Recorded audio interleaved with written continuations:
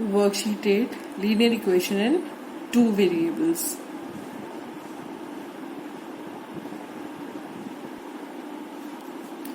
We have already studied about linear equation in two variables. Variable क्या होता है? Variable is something that keeps on changing, keeps on varying, जिसकी value fixed नहीं होती है. The value keeps on changing according to the situation. तो इसलिए हम उसको वेरिएबल कहते हैं. अब आपके पास जो टॉपिक का नाम है that is linear equation in two variables, है ना. तो इसका मतलब आप जो इक्वेशंस आपको मिलने वाली हैं उसके अंदर you will be dealing with two variables. एक वेरिएबल नहीं होगा वहां पर, टू वेरिएबल्स होंगे and the equations will be linear. Linear मतलब पॉलिनोमियल की जो डिग्री है that will be 1. That means the maximum power of both the variables can be 1. तो x और y अगर suppose you are taking these two variables तो x की value भी पावर भी 1 होगी, डिग्री 1 होगी और y की डिग्री भी 1 होगी मैक्सिमम, है ना. तो इसलिए हम इनको कह रहे हैं लीनियर इक्वेशंस इन टू वेरिएबल्स. और क्योंकि दो वेरिएबल्स है therefore we need two equations to solve for these variables. जितने वेरिएबल्स होते हैं हमें उतनी कम से कम उतनी इक्वेशंस चाहिए होती हैं उनको सॉल्व करने के लिए. The standard form of a linear equation in two variables is given by ax plus by plus c is equal to 0, where a and b both are not equal to 0. अगर a 0 हो जाता है तो it will be a linear equation and only one variable y रह जाएगा सिर्फ. और अगर a और b दोनों 0 हो जाते हैं तो आपके पास सिर्फ एक कांस्टेंट टर्म रह जाएगी. और अगर b 0 हो जाता है तो आपके पास सिर्फ एक लीनियर इक्वेशन रह जाएगी ax प्लस c की फॉर्म में. तो it won't be a linear equation two variables. इसलिए ये कंडीशन अप्लाई की गई है कि a and b should not be equal to 0. तो this is a standard form of a linear equation in two variables. Standard form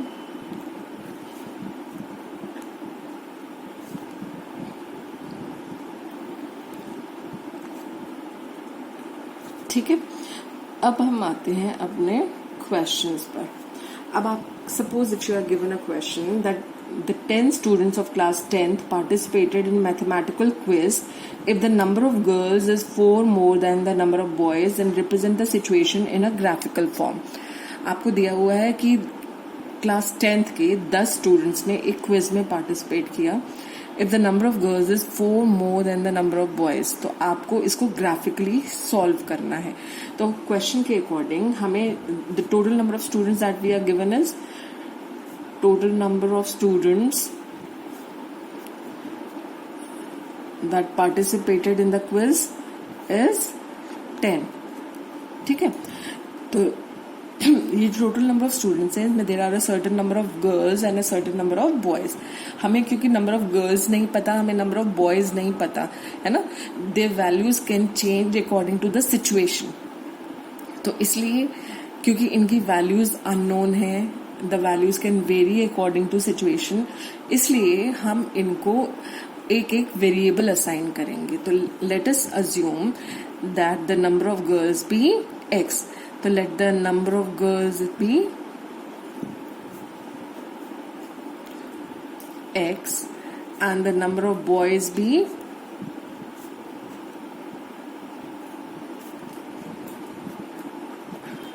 y. ठीक है. अब सिचुएशन के according they have given that the total number of students are 10.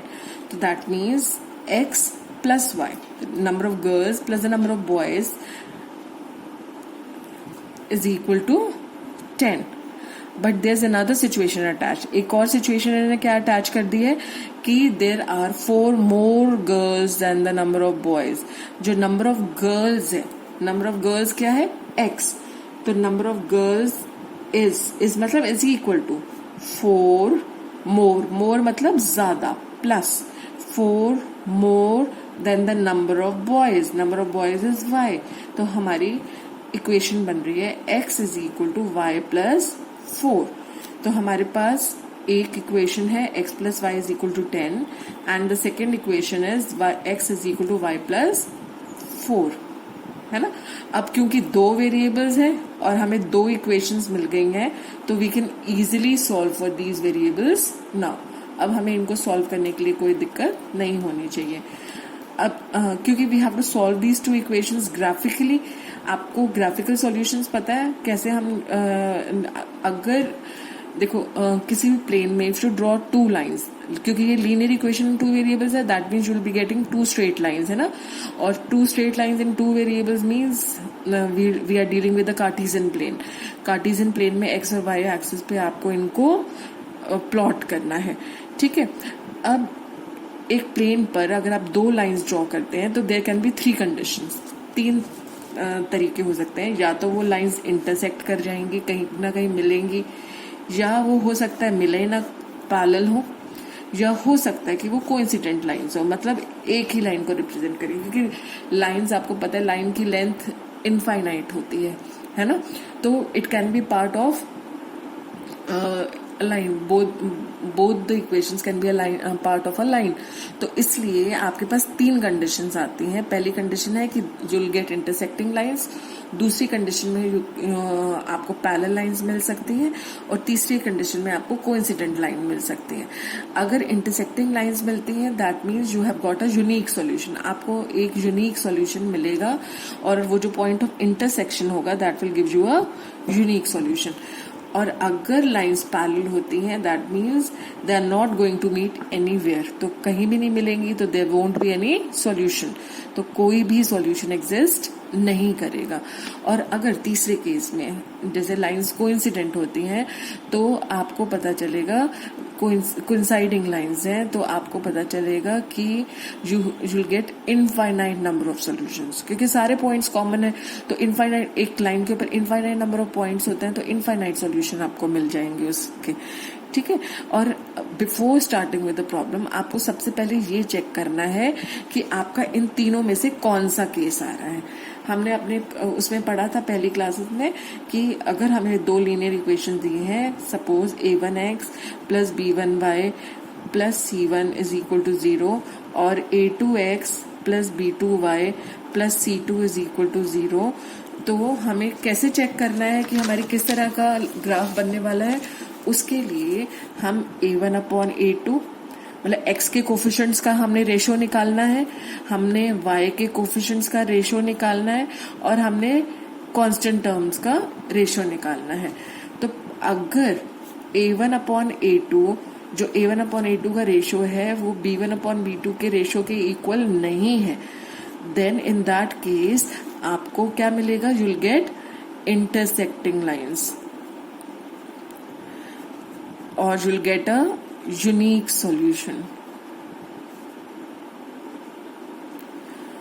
Or you can also say that the equations are consistent, है ना, consistent, एक ये term भी involve होगी, ठीक है। equations will be called consistent अगर a1 upon a2 is not equal to b1 upon b2। इसी तरह से if a1 upon a2 is equal to b1 upon b2 is not equal to c1 upon c2। आप देख रहे हैं, इसको मैंने हम कैसे याद कर सकते, कभी हाँ कभी ना टाइप्स, है ना।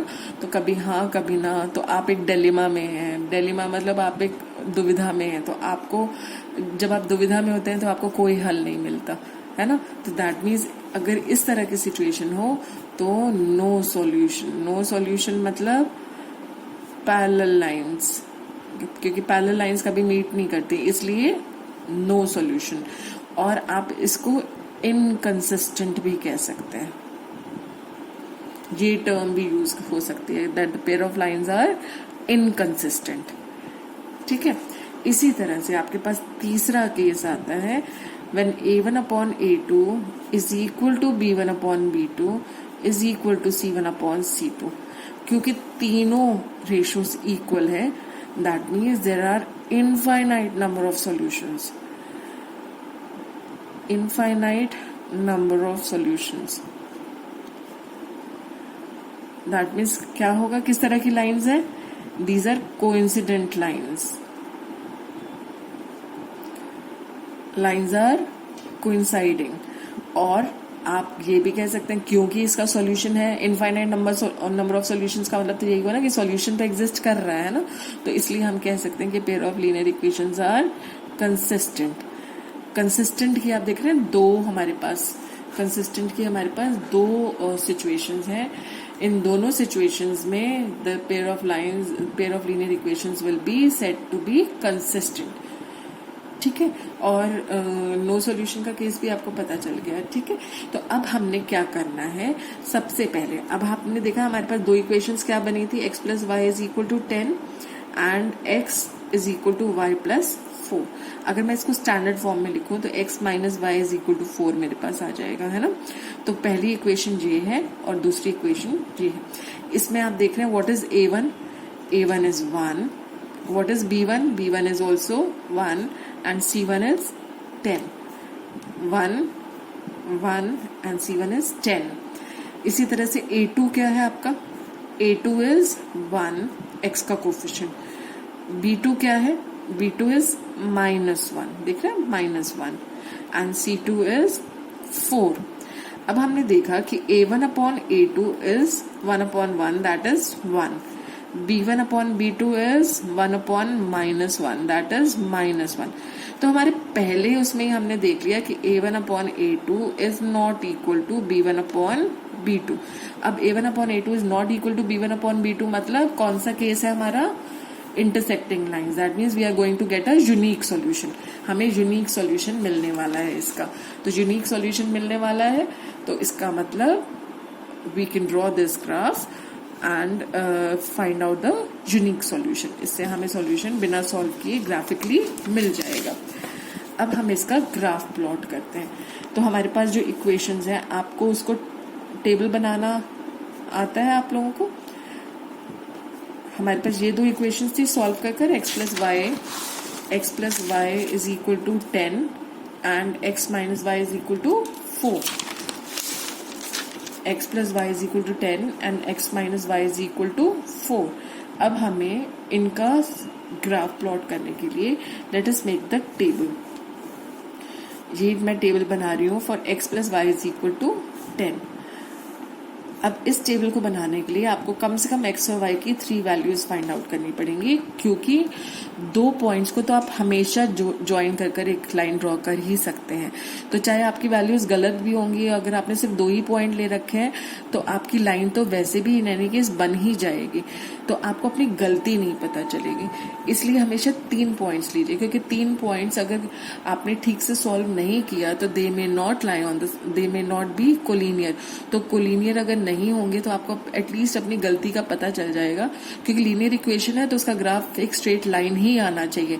तो अगर वो स्ट्रेट लाइन नहीं बन रही है तो इसका मतलब आपने सॉल्व करते समय कुछ गड़बड़ करी है। अब देखिए, नॉर्मल मेथड से आप इसको कई बार सॉल्व कर चुके हैं, आपको पता है x को आप वैल्यूज देते हैं और उसके कॉरेस्पॉन्डिंग आप y की वैल्यूज निकालते हैं ना। तो एक बार हम एक जो ट्रेडिशनल मेथड है उससे सॉल्व कर लेते हैं, फिर then I will give you a shortcut method. अब आप क्या करेंगे, सपोज आपने x को वैल्यू दी, x is suppose 4, then corresponding to this value of x, y की वैल्यू क्या हो जाएगी, आपको पता है x प्लस वाई इज 10, तो 4 plus y will be equal to 10, तो y is equal to 10 minus 4 मतलब 6। तो x अगर आप 4 देते हैं तो y आपका आ जाएगा 6। इसी तरह से x को अगर आप 5 देते हैं तो x plus y is equal to 10 का मतलब हुआ 5 plus y is equal to 10, तो y हो जाएगा 10 माइनस 5 दैट इज 5। तो x अगर 5 है तो y भी क्या है, 5 है।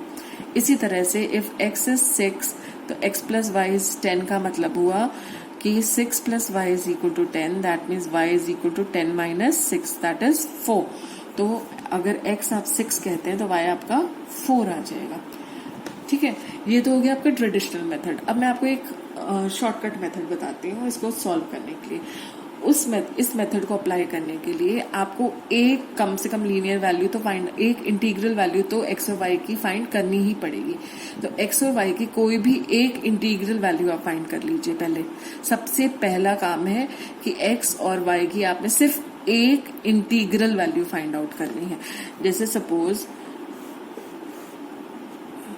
इसी केस को ले लेते हैं, यहाँ पर मैंने x और y की जो एक इंटीग्रल वैल्यू फाइंड की दैट इज 4 एंड 6। अब मैं क्या करूंगी, x क्योंकि थोड़ा थोड़ा प्लस के साइन जैसा दिखता है, थोड़ा सा प्लस को अगर हम थोड़ा सा टेढ़ा कर दें तो वो ऐसा लगेगा, है ना, टेढ़ा करने पर मल्टीप्लाई जैसा आप कह सकते हैं। प्लस थोड़ा सा x की फॉर्म में आ जाता है अगर हम उसको थोड़ा सा टिल्ट कर दें तो, है ना। तो इसलिए x के आगे आप लगाएंगे प्लस का साइन और y के आगे लगाएंगे आप माइनस का साइन, ठीक है। x के आगे लिखेंगे आप y का कोफिशिएंट। y का कोफिशिएंट क्या है, x plus y equal to 10 है ना, तो y का कोफिशिएंट यहाँ पर क्या है 1, तो x के आगे हम लिखेंगे y का कोफिशिएंट और y के आगे लिखेंगे आप x का कोफिशिएंट। x का कोफिशिएंट भी क्या है 1। अब आपने क्या करना है, हर बार x में 1 ऐड करना है और हर बार y में से 1 सब्ट्रैक्ट करना है। जैसे 4 प्लस 1 5, 6 माइनस 1 5, 5 प्लस 1 6, 5 माइनस 1 4। आपने देखा सेम टेबल आ गया। तो आपको बार बार वैल्यूज कैलकुलेट नहीं करनी पड़ी, आपको एक शॉर्टकट तरीका पता चल गया। आपको सिर्फ एक वैल्यू कैलकुलेट करनी पड़ी, इंटीग्रल वैल्यू, वो भी कि x और y की दोनों की इंटीग्रल वैल्यूज हो, और उसके बाद आप फटाफट ये ग्राफ प्लॉट कर सकते हैं। अब जैसे सेकंड केस लेते हैं हम, x minus y is equal to 4। इसमें मैं कोई एक इंटीग्रल वैल्यू फाइंड आउट कर लेती हूँ। Let me assume that y is 0। y अगर 0 है तो आपको पता है x माइनस वाई इज 4, तो x माइनस 0 इज 4, मतलब x की वैल्यू क्या आ गई 4। तो एक इंटीग्रल वैल्यू मैंने अब फाइंड कर ली x और y की। एक इंटीग्रल वैल्यू क्या है, x 4 हो जाता है अगर y की वैल्यू क्या है 0। अब मैं क्या करूंगी, x के आगे लगाऊंगी प्लस का साइन और y के आगे लगाऊंगी माइनस का साइन। x के आगे लगाऊंगी y का कोफिशिएंट क्या है -1, और y के आगे लगाऊंगी x का कोफिशिएंट, ठीक है। अब हर बार मुझे x में से 1 सब्ट्रैक्ट करना है और y में से, आई थिंक मैंने कुछ गड़बड़ करी है यहाँ पर, माइनस वाई इज 4। तो यहाँ पर अब मुझे क्या करना है, हर बार x में से -1 करना है और y में से भी -1 करना है। तो 4 minus 1 is 3 and 0 minus 1 is -1। इसी तरह से आप देखेंगे 3 में से 1 माइनस किया तो 2 एंड y में से -1 किया तो -2, ठीक है। अब आपको ये जो वैल्यूज हैं ये प्लॉट करनी है ग्राफ पर। Now let us draw, this is the y axis and this is the x axis. एक चीज आपने ध्यान रखनी है, ये जब हमने वैल्यूज ली इसमें आप नेगेटिव वैल्यूज का वैसे कोई स्कोप नहीं बनता, क्योंकि नंबर ऑफ बॉयज और गर्ल्स से हम डील कर रहे हैं, तो they can not be negative, ठीक है। तो लेकिन ग्राफ प्लॉट करने के लिए लीनियर इक्वेशन है, इसका ग्राफ प्लॉट करने के लिए we need to get 3 points, तो हम इसको प्लॉट कर सकते हैं, बट द वैल्यू शुड, जो इसका फाइनल आंसर आएगा that will be positive only, क्योंकि number of boys and number of girls can not be negative. तो हमको यहीं पर थोड़ा सा ये जो पॉइंट था कि नेगेटिव वैल्यूज आपकी आ रही हैं, तो थोड़ा सा उसका हम लोगों का चक्कर पड़ रहा है। वैसे द ग्राफ इज करेक्ट, मतलब the table that you have formed is absolutely correct. अब हम इसको प्लॉट करके देख रहे हैं। तो यहाँ पर this is 0, the point of intersection. आप जैसे ही x एक्सिस में राइट की तरफ जाएंगे द वैल्यूज विल इंक्रीज, इसी तरह से y एक्सिस पे भी वैल्यूज ऊपर जाने पर इंक्रीज होंगी और नीचे जाने पर डिक्रीज होंगी।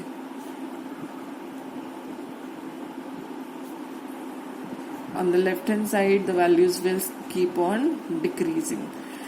अब हमारे पास जो पहला टेबल था उसमें हमारे पास वैल्यूज क्या थी, x, if x was 4 then y was 6, तो x was 4 तो y क्या था 6,